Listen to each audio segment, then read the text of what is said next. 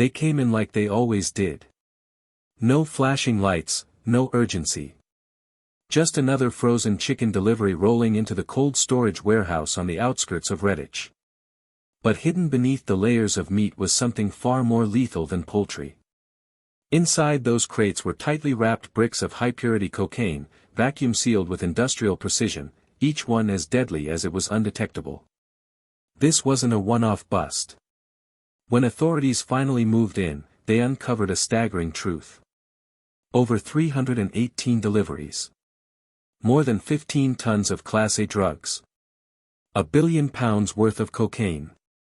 And no one had noticed, not the customs officers, not the logistics workers, not even the neighbors living near the key drop points. There were no wild shootouts. No late-night sirens. Just a quiet warehouse in Redditch, a modest house in Leeds, and a trafficking network that stretched all the way from Glasgow to Mexico. The operation was brilliant in its simplicity. Between March and December 2022, a Dutch logistics company made 34 shipments to a nondescript industrial unit in Redditch, Worcestershire. Each load appeared legitimate, frozen chicken packed in commercial crates. The paperwork was clean. The route was routine. Customs didn't blink. But behind the poultry, buried beneath frozen layers, lay the real cargo, blocks of cocaine, stacked methodically, waiting to be unleashed into Britain's streets. No false walls. No smugglers' compartments. Just drugs hidden in plain sight, wrapped in a kind of packaging no one ever questioned. Even the drivers had no clue what they were transporting. The lorries were legally hired. The documents, airtight. The front was perfect, on the surface, a lawful supply chain. Beneath it, £1 billion criminal pipeline. Once the shipments arrived at the Redditch warehouse, the next phase kicked in. The crates were unpacked, the chicken discarded, and the cocaine repackaged for regional delivery. But this wasn't a messy, backroom chop shop. From the outside, the building looked like any other industrial unit, no signs, no cameras, no reason to draw attention. But inside, it was the nucleus of a national narcotics empire. Police would later call it the extraction point, the place where food became poison. When they finally raided the building, they found Trace Hussein, calmly maneuvering a forklift between chicken crates. His job wasn't transport. It was transformation. One box at a time, the cocaine was pulled, processed, and loaded into new vehicles. A silent conveyor belt of crime. And it was working, until December 15, 2022. That night, surveillance captured a van leaving the Redditch warehouse. What happened next would prove to be the final blow to a criminal network that had stayed invisible for almost a year. We'll come back to that moment later. What mattered was this. This warehouse didn't need flashy security or tech. Its power was in its speed, structure, and silence. It was a well-oiled machine, designed to move Class A drugs with ruthless efficiency. And the mastermind? He wasn't even there.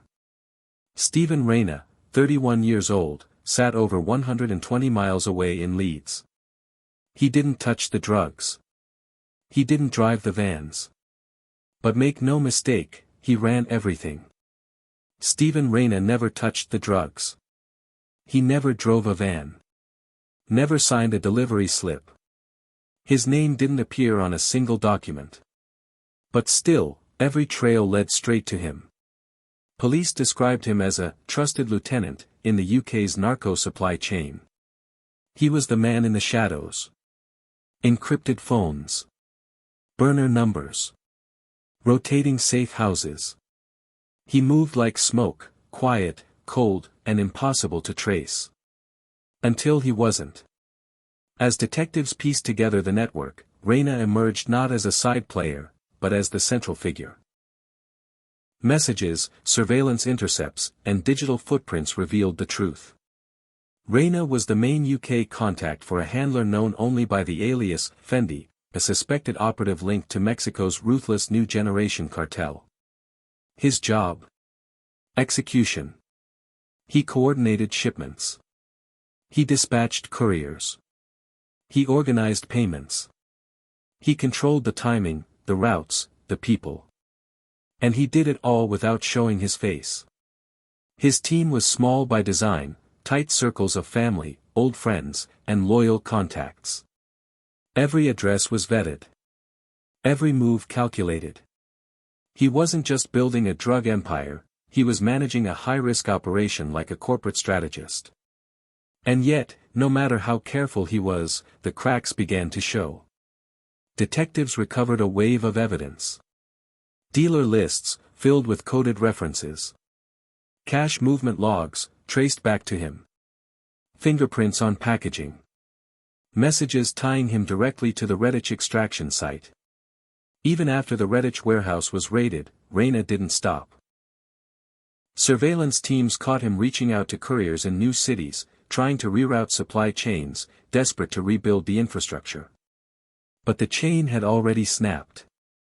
And behind one quiet door, investigators would find the proof that shattered the illusion for good. From the outside, it was nothing special. A modest semi-detached house on Flaxton Street in Beeston. But behind its closed doors, it was a drug repackaging factory, run by Reyna's own sister, Sharon Reyna, and her partner, Liam Harrington. This wasn't some dark basement setup. The bedroom itself had been converted into a cutting station. Scales on the dresser. Gloves in the drawers. Packaging materials in the wardrobe. Here, Class A cocaine was measured, cut, and prepped for street-level distribution, just steps away from where families lived, laughed, and sent their children to school. Sharon followed her brother's orders to the letter. She kept records. She oversaw movement. She helped maintain flow. Harrington assisted with storage and supply prep. And no one in the neighborhood suspected a thing. There were no loud parties, no heavy foot traffic, no fights, just quiet, deadly efficiency. But then, the silence cracked open. On September 10, 2022, officers raided the Flaxton Street property. What they found was staggering. 132 kilograms of cocaine. 35 kilograms of crystal meth. Street value. Over £19 million. Tools of the trade were everywhere, scales, vacuum sealers, gloves, alongside dealer logs with coded initials and weight breakdowns. Even worse, police found Reyna's fingerprints, alongside his sister's, on packaging and documents. This wasn't just a drug house.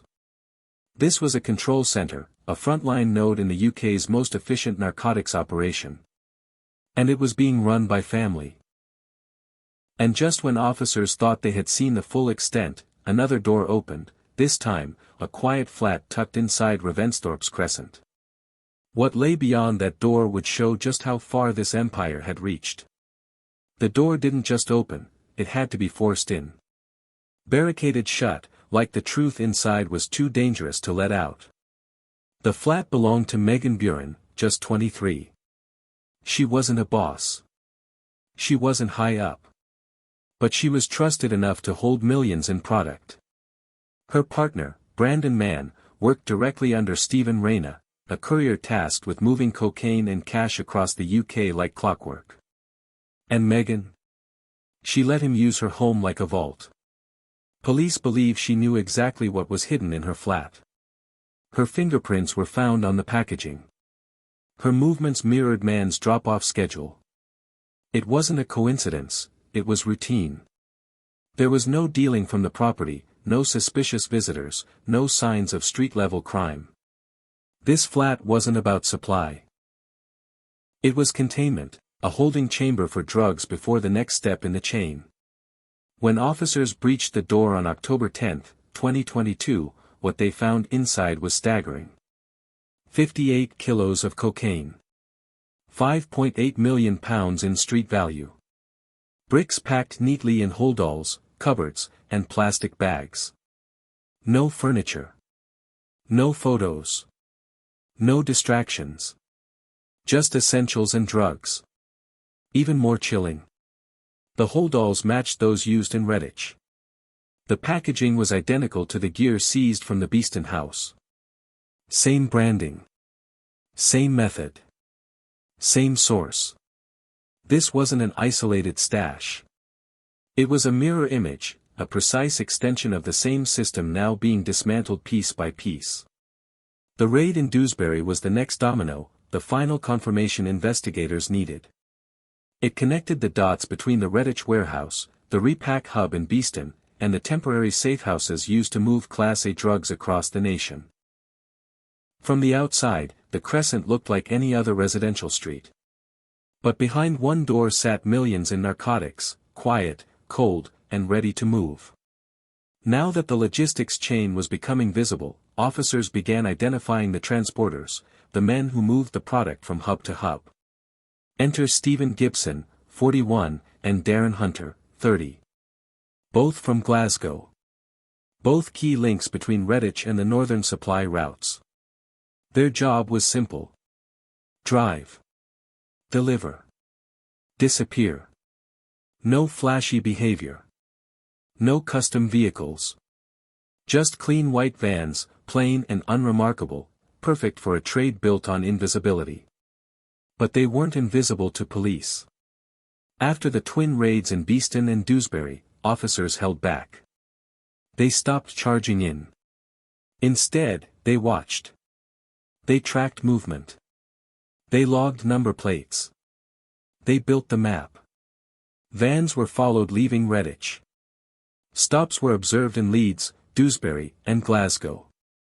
Each drop point built another link in the chain. And Reyna? He never called anyone. He and his team communicated through Encro-style encrypted phones. No names. No voices. Just cold, coded messages sent through secure channels. But by late 2022, investigators had cracked just enough to connect those aliases to real-world identities. And then, on December 15, 2022, the final nail. Surveillance caught Gibson's van leaving the Redditch warehouse. Inside, 3 large holdalls, freshly packed. He drove north. And waiting for him in the dark, at a quiet handoff point, was Darren Hunter. The web was tightening. And this time, the system wasn't prepared for what was coming. It was a smooth exchange, almost too smooth. Holdalls moved from a van to a car, straight into the boot of a silver Toyota Corolla. No words, no rush. Just practiced motion between 2 men who'd done this before. But this time, they weren't alone. Stephen Gibson's van was the first to go down. Pulled over just miles from the Redditch warehouse, officers discovered 75 kilos of cocaine, tightly packed and sealed. Estimated street value, £7.5 million. Minutes later, further up the M6, they stopped Darren Hunter. In his boot, another 40 kilos. In one coordinated strike, police intercepted 115 kilos of Class A drugs in transit, a single run, worth over £11 million.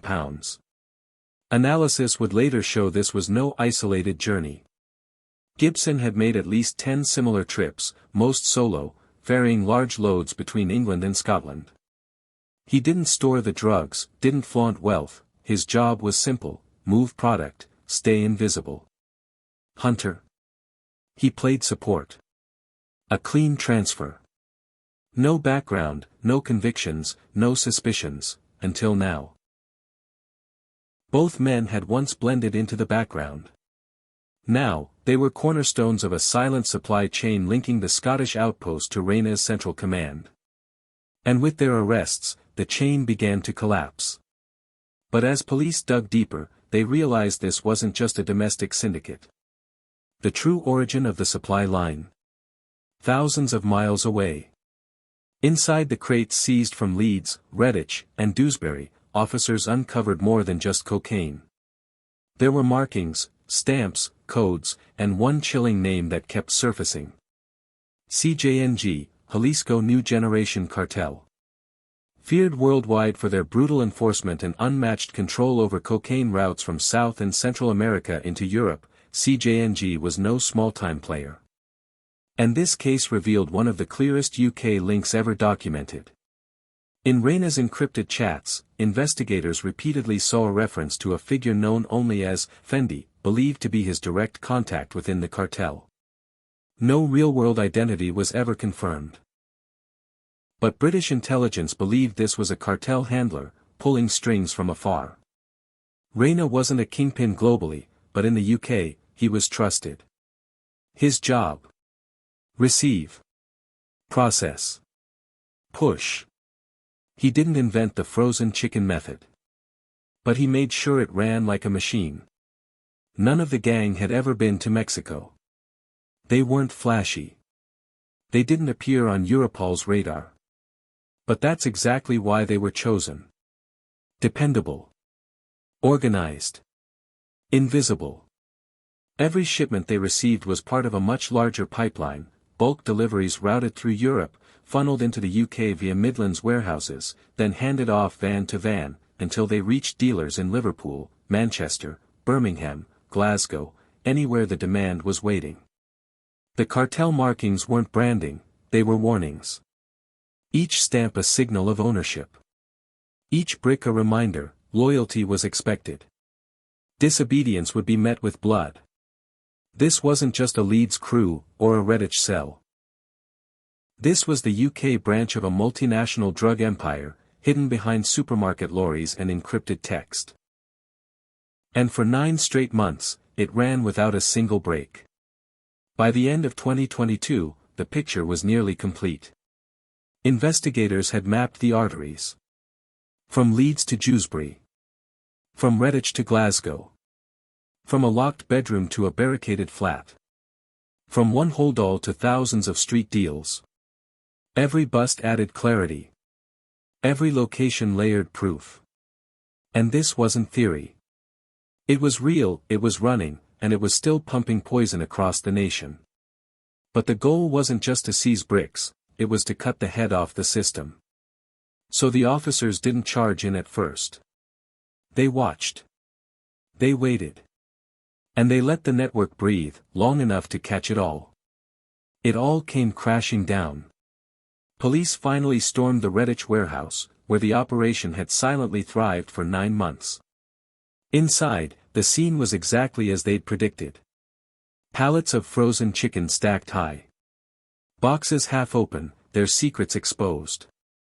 Holdalls packed with cocaine, waiting by the shutter doors. A forklift still running, mid-job, mid-crime. And in the middle of it all was Tabrez Hussein, arrested on the spot, caught in the act, hands-on during the transformation of frozen goods into street-grade poison. But by then, the house of cards was already tumbling. The couriers were in custody. The stash houses had been breached. The digital trail, from encrypted messages to handwritten ledgers, was now evidence. And what followed was one of the most coordinated crackdowns in UK narcotics history. Over the next few weeks, raids were executed across multiple cities. Homes were searched. Phones were seized. 8 individuals, all tied to this sprawling, industrial-scale conspiracy, were arrested. They weren't just criminals. They were operators in a billion-pound machine. In total, they had helped move over £1.5 billion worth of cocaine through the UK. And now, they would face the price. Justice delivered, or was it? On November 10, 2023, inside Sheffield Crown Court, the 8 stood to be sentenced. The prosecution didn't just present evidence. They painted a portrait, a criminal empire built on silence, speed, and structure. They showed the £19 million stockpile inside the Beeston house. The £5.8 million stash in Dewsbury. The 115 kilos intercepted in motion along the M6. Every seizure was presented. Every link was made clear. There was no way to argue against the volume, or the violence it enabled on the streets. Most defendants offered no serious defense. Some claimed limited involvement. Others pointed to personal struggles or lack of prior convictions. But the judge made it clear. This wasn't a gang caught in chaos.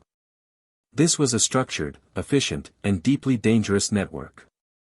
And the damage it has done is incalculable. He called it one of the most sophisticated drug conspiracies ever brought before the court. And then, he handed down the sentences. The sentences, 117 years total.